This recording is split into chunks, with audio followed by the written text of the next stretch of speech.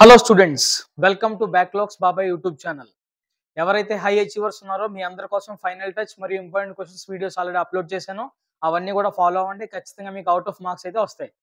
అయితే ఎవరైతే slow learners, average students ఉన్నారో వాళ్ళకి ఏం చదవాలో ఈ తక్కువ స్పాన్ ఆఫ్ టైంలో ఏం చదవాలో తెలియకుండా ఉంటే కనుక మీకోసం ఈ వీడియో స్కిప్ చేయకుండా చూడండి.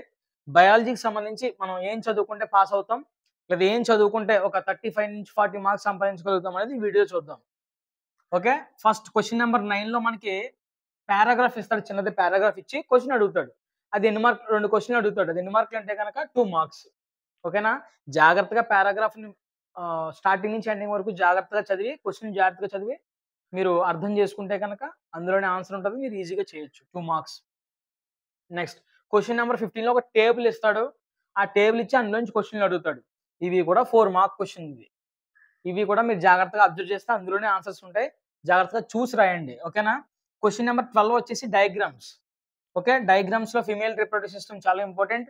తర్వాత న్యూరాన్, తర్వాత ఇంటర్నల్ స్ట్రక్చర్ ఆఫ్ కిడ్నీ, తర్వాత LS of flower.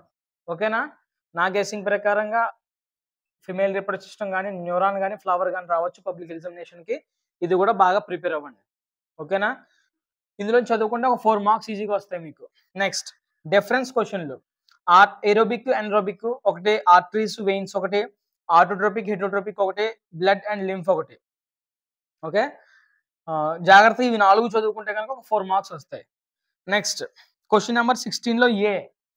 Okay, photosynthesis lesson లో CO2 is essential for photosynthesis ఒకటి, chlorophyll is essential, prove that chlorophyll is essential for photosynthesis ఒకటి, prove that sunlight is essential for photosynthesis. Activities 3 activities బాగా చదివితే మీరు చేయగలిగినట్లయితే ఒక 8 marks వస్తాయి.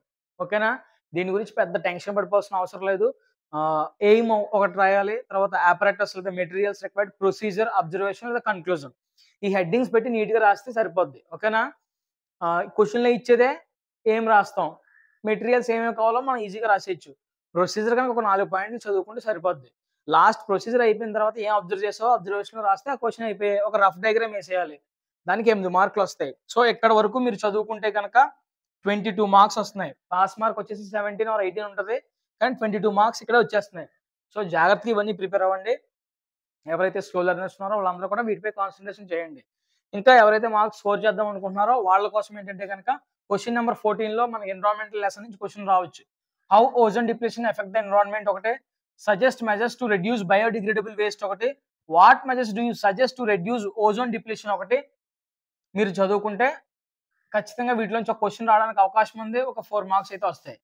Next ఇది మీ ఇష్టం, చాయిస్, చదువుకుంటే చదువుకోండి లేకపోతే లేదు. క్వశ్చన్ నెంబర్ 17B లో phototropism అక్కర్ in plants, neuron structure. ఈ రెండిట్లో ఖచ్చితంగా ఒక క్వశ్చన్ పక్కాగా వస్తుంది. ఓకేనా, అంతగా ఈ 2 క్వశ్చన్లు అవ్వకుండా ఇంకా టఫ్ పెంచేద్దాం పేపర్ అంటే కనుక బ్రెయిన్ గురించి అడుగుతాడు. ఓకేనా, నాకు తెలిసి ఇప్పటివరకు అడగలేదు. మాక్సిమం ఫోటోట్రోపిజం అక్కర్ ఇన్ ప్లాంట్స్ రావడానికి అవకాశం అయితే ఉంది. ఇది కూడా చదువుకోండి. గ్రాండ్ టెస్ట్ లో అడిగేది క్వశ్చన్. ఓకే, 8 మార్క్స్ ఇక్కడికి.